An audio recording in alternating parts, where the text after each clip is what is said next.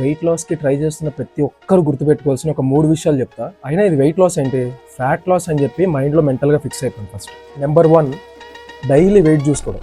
దీనికంటే వరస్ట్ పని ఇంకోటి ఉండదు. నువ్వు ఫ్యాట్ లాస్కి ట్రై చేస్తున్నప్పుడు లాంగ్ టర్మ్ ప్రోగ్రెస్ని చూస్ చేసుకుంటే మాత్రమే నువ్వు స్టార్ట్ చేయి, లేదంటే నువ్వు చేసి కూడా వేస్ట్.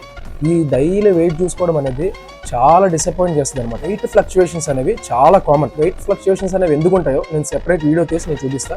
డైలీ వెయిట్ చూసుకోవడం అయితే ఫస్ట్ మానే. సెకండ్ వన్ వచ్చేసి ఎక్స్పెక్టేషన్స్. నేను 1 మంత్లో ఎన్ని కేజెస్ తగ్గిపోవాలి, లేదా 3 మంత్స్ నాకు పెళ్లికి టైం ఉంది, ఈ లోపు నేను వెయిట్ లాస్ అయిపోవాలి, ఇలా నువ్వు టార్గెట్ పెట్టుకొని చేస్తే నీ వల్ల కూడా కాదు. ఇనీషియల్గా నువ్వు వెయిట్ లాస్ కానీ ఫ్యాట్ లాస్ కానీ ట్రై చేస్తున్నప్పుడు ఒక ప్రాపర్ రొటీన్, ఒక డైట్ నువ్వు అలవాటు చేసుకోవడానికి నీకు చాలా టైం పడుతుంది. 1 మంత్ 2 మంత్స్ టార్గెట్ పెట్టుకొని వెళ్తే అస్సలు పనవదు. పచ్చిగా మాట్లాడితే ఫస్ట్ 1-2 మంత్స్ నీకు వెయిట్ లాస్కి ట్రై చేస్తున్నప్పుడు మొత్తం వాటర్ రిటెన్షనే ఉంటుంది. ఆ తర్వాత మాత్రమే నీకు ఫ్యాట్ లాస్ అనేది స్టార్ట్ అవుతుంది. ఇదంతా నువ్వు మైండ్లో పెట్టుకొని భయపడి